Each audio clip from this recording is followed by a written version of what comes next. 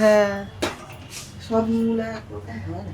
চলে এসেছি রান্নাঘরে। আর আজকে মা রান্না করছে মূলো দিয়ে ডাল, তারপরে বেগুন দিয়ে হবে পালং শাক, মানে পালং শাক ভাজা হবে, পালং শাকের মানে তরকারি হবে না, সমস্ত সবজি দিয়ে যেটা সেটা ওই তরকারি টাইপের হয়ে যায়, কিন্তু ওটা করছে না আজকে। ওই পেঁয়াজ দিয়ে আর বেগুন দিয়ে মানে পালং শাকটা ভাজা হবে।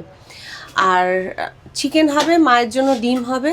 আর চিকেনটা চিকেনটা সবটা মানে মায়ের সবটা রান্না হয়ে গেলে চিকেনটা আমি করবো। হচ্ছে তাহলে ফাইনালি চিকেনটা তা আজকে হবে না। চিকেন এত এনেছে বাবা, দিদা তো খাবে না, হুম তুমিও তো খাবে না, খাই না। আমি খেলে হয়তো এক আচ্ছা, তাহলে এত চিকেন আমি আর বাবা খাবো? দিদা খায় না, দিদা তো খাই না, দিদা সেটাই তো বললাম। হ্যাঁ। তো আমি আর বাবা তো এত চিকেন খাবো না। এক কাজ করো, ওই সলিড পিস কয়েকটা যেগুলো থাকবে ওগুলো রেখে দাও।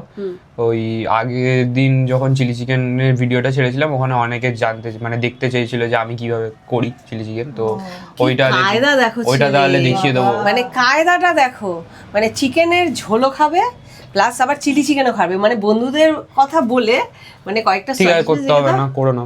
আমি ভালো কথা বললাম, দেখতে চেয়েছিল তাই বললাম। তুই রাগ করিস কেন?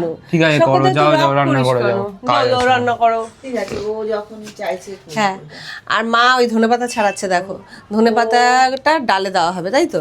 চিলি চিকেন এত ভালো করে আমাকে বলে দিদা তুমি একটু খেয়ে দেখো না, হ্যাঁ এক পিস খেয়ে দেখো না। ওকে, হ্যাঁ এইটাই তো কথা। হ্যাঁ, আর এবার আমি যেটা জিজ্ঞেস করলাম সেটার উত্তর দাও, ধনেপাতাটা কি ডালে দেবে? হ্যাঁ ডালে দেবো। ধনেপাতাটা ডালে দেবে। তা ঠিক আছে, চলো বন্ধুরা, আবার পরে আসছি।